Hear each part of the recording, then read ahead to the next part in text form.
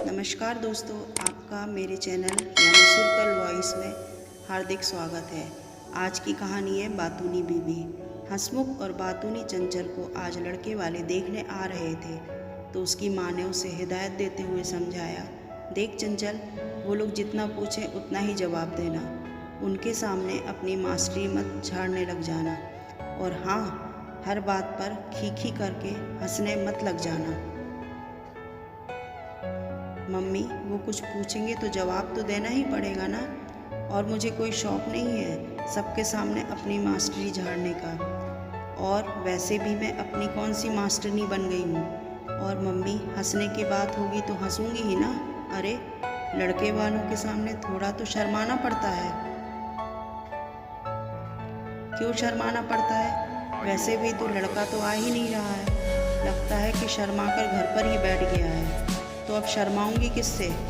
चंचल ने चुटकी लेते हुए कहा। चुप कर बेशरम, उसके पिता और बड़े भाई बहन आ रहे हैं, कुछ तो इज्जत रख लेना हमारी। तभी दरवाजे की घंटी बजी। लगता है वो लोग आ गए। तू अंदर जा, जब बुलाऊं तभी बाहर आना। दरवाज़ा खोलकर चंचल के मम्मी पापा ने उनका स्वागत कर बाहर बिठाया। कुछ औपचारिकताओं के बाद लड़के की बहनों ने उनसे चंचल को बुलाने के लिए कहा। थोड़ी ही देर में चंचल चाय लेकर आ गई। चंचल ने सबका अभिवादन किया। लड़के के पिता व भाई ने एक दो सवाल पूछे, फिर वो चंचल के पिता के साथ दूसरे कमरे में चले गए। उनके जाते ही चंचल थोड़ा निश्चिंत हो गई, क्योंकि पिता के सामने वह खुलकर बात नहीं कर पा रही थी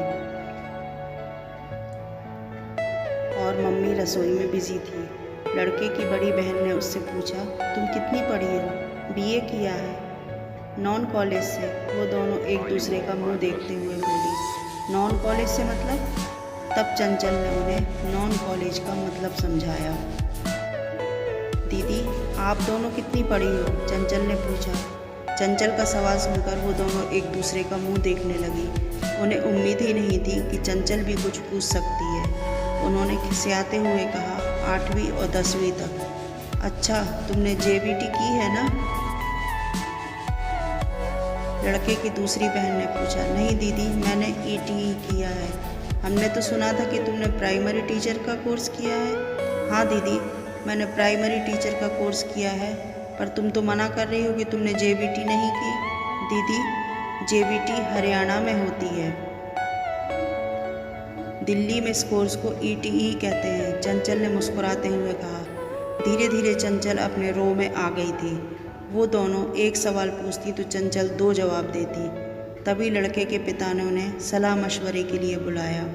उन्होंने अपनी बेटियों से पूछा, कैसी लगी लड़की? बड़ी बहन थोड़ा मुंह बनाते हुए बोली, पिताजी, रंग रूप तो आपने देख ही लिया है और डिग्रियां भी सभी सही हैं, तो फिर क्या कमी है? बस बोलती थोड़ा ज़्यादा है। उसके इस जवाब को सुनकर लड़के का बड़ा भाई, जो इतनी देर से चुप बैठा था